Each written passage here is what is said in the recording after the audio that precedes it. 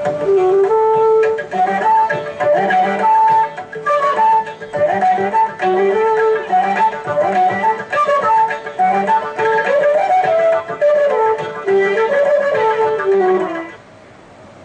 புஷ்பம் பலம் தோயம் யோமே பக்தியா பிரயச்சதி ததகம் பக்தியுபகிருதம் அஸ்னாமி பிரயதாத்மனஹா.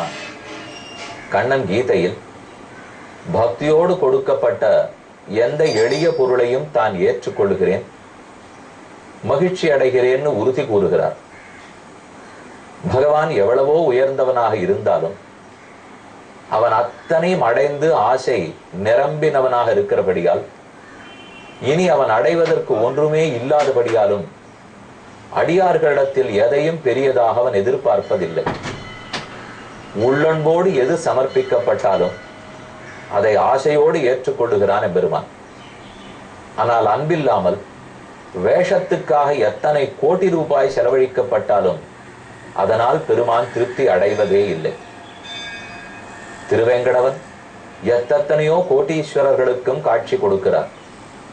அதே சமயத்தில் ஒன்னுமறியாதவராக இருந்த குறும்பருத்த நம்பி அவர் கொடுத்த மண் புஷ்பங்களையும் ஏற்றுக்கொண்டார். இப்படி எபெருமான் எல்லாருக்கும் சமமானவராக உள்ளார். கண்ணன் துவாரகை பட்டணத்தை ஸ்தாபித்து ஐஸ்வர்ய செல்வத்தோடே ஓஹோவென்று வாழ்ந்து வருகிறான். ஆனால் இதே கண்ணன் சாந்தீபனியிடத்தே குருகுலவாசம் செய்தான். அப்போது சுதாமா என்னும் அவனோட கூட படித்தவர். அவருக்கு தான் குச்சேலர்ங்கிற பெயர். நல்ல ஆடை கூட கிடையாது, உண்ண உணவில்லை, குடிக்க பால் இல்லை, தங்குமிடம் இல்லை. அவ்வளவு ஒரு தரித்திர தசையில் வாழ்ந்திருந்தார். அப்படிப்பட்டவருக்கும் கண்ணனுக்கு நடந்த நெருங்கிய உரையாடல். அவர் ஒன்றுமே கேட்காத போதும் அவருக்கு செல்வத்தை கண்ணன் அவ்வளவு தூரம் கொடுத்து உதவினது. இந்த கதை கேட்க கேட்க நம் உள்ளம் உருகும். இனி கண்ணன் திருவடிகளை தவிர மத்தொன்னில் புத்தியே போகாது. இதைத்தான் குச்சேலோபாக்கியானம் என்று கூறுவார்கள்.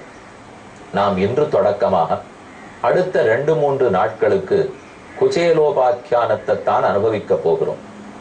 பாகவத புராணத்திலே 10வது ஸ்கந்தத்தில் 80வது அத்தியாயம் 81வது அத்தியாயம், இந்த ரெண்டுமே குச்சேலருடைய கதை. இந்த கதையிலேருந்து தெரிஞ்சுக்க வேண்டியது என்னன்னு இப்பவே பார்த்துடுவோம். உள்ளன்போட எது சமர்ப்பிக்கப்பட்டாலும் அதை பெருமான் ஏற்றுக்கொள்ளுகிறான். வேஷம் போட்டு கொண்டு உள்ளொன்று வைத்து புறமொன்று பேசி கோடிக்கணக்கில் கொண்டு போய் சமர்ப்பித்தாலும் அதனால் பெருமாள் திருப்தி அடைவதே இல்லை. நாம் எளியவர்களாக இருக்கலாம், ஆனால் அன்பால் வறியவர்களாக இருக்க வேண்டும்.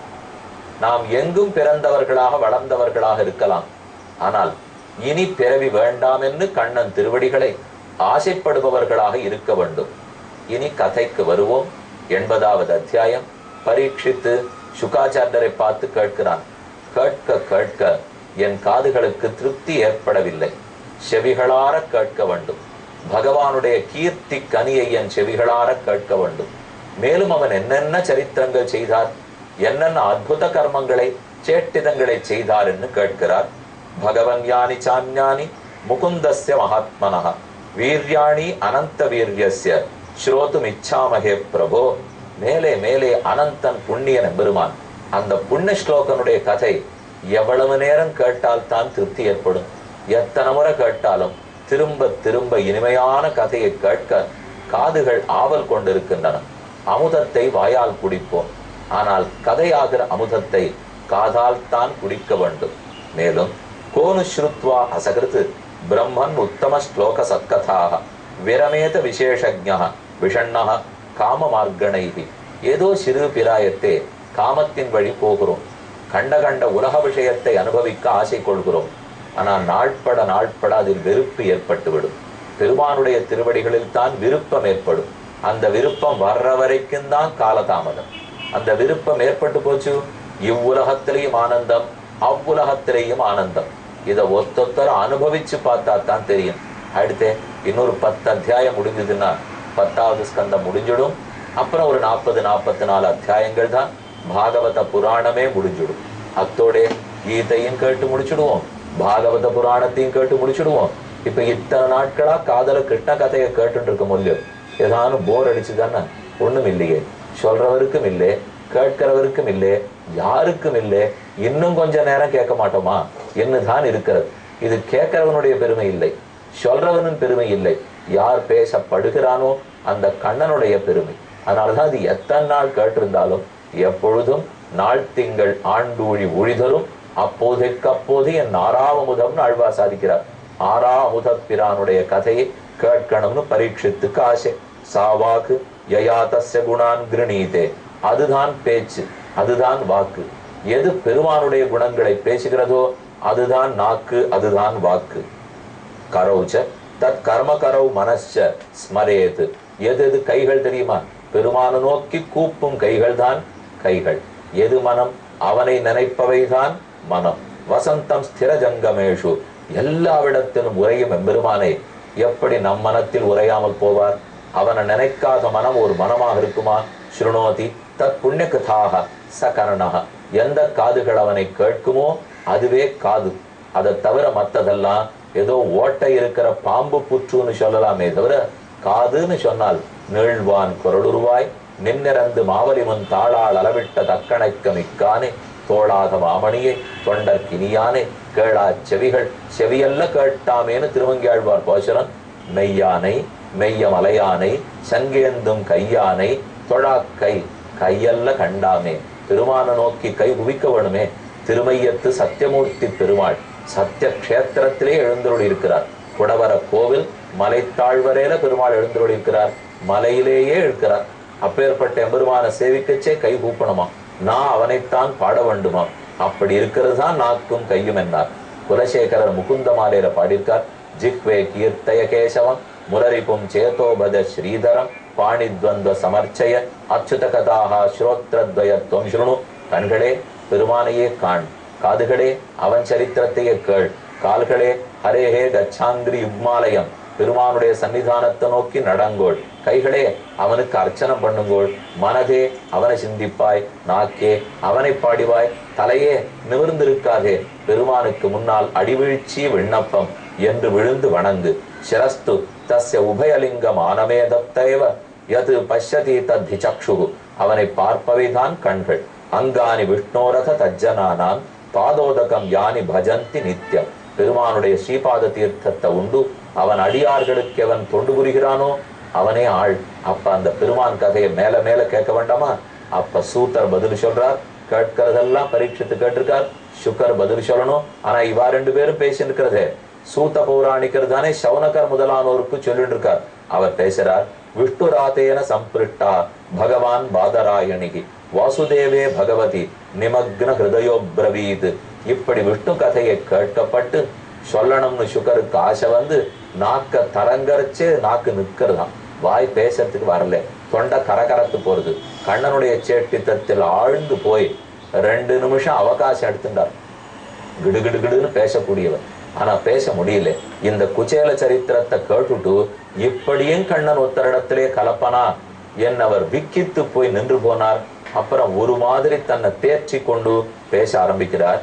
கிருஷ்ணஸ்ய ஆசீத் சகா கஷ்டித் பிராமணோ பிரம்மவித்தமஹ விரக்த இந்திரியாத்தேஷு பிரசாந்தாத்மா ஜிதேந்திரியா. முதல்ல குச்சேலர் எப்படிப்பட்டவர்னு விளக்குகிறார். நிறைய ஸ்லோகங்கள் இந்த 2 அத்தியாயத்துல இருக்கு. இதுல ஒரு ஸ்லோகமுமே சொல்லணும்னு அடியனுக்கு ஆசைதான். ஆனா அவ்வளவு நேரம் நமக்கு கிடையாது. இருந்தாலும் முடிஞ்ச அளவுக்கு என்னன்னு சொல்றேன். கண்ணனுக்கு ஆத்மாவை போன்ற நண்பன், அவ்வளவு சிறந்தவன் ஒரு அந்தணன். தன்னுடைய புலன்களை எல்லாம் அடக்கினவர், மனத்தை அடக்கினவர்.